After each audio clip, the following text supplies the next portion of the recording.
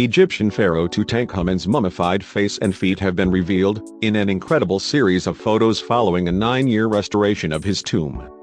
After almost a decade of painstaking work, conservators in Egypt repaired the newly restored tomb of the pharaoh, better known as King Tut. They shared a series of images of the tomb, but the most striking photos showed the pharaoh's mummified face and feet. The mummified body of King Tut, who died at the age 18, was wrapped in linen and displayed in a climate-controlled glass case in his underground tomb.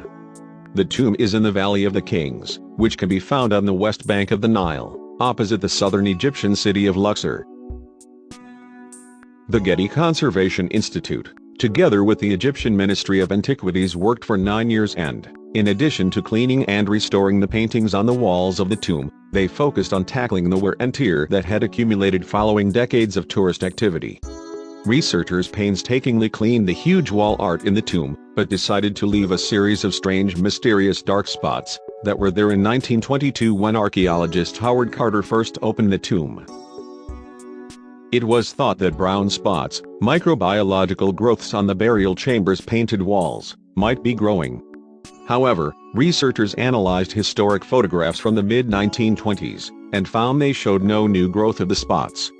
To confirm this finding, DNA and chemical analysis were undertaken, and confirmed the spots to be microbiological in origin but dead and thus no longer a threat. Because the spots have penetrated into the paint layer, they have not been removed since this would harm the wall paintings. When the tomb was discovered in 1922 by archaeologist Howard Carter, under the patronage of Lord Carnarvon, the media frenzy that followed was unprecedented. Carter and his team took 10 years to clear the tomb of its treasure, because of the multitude of objects found within it. The latest project was put in place over fears the tomb was being damaged by the sheer number of tourists visiting.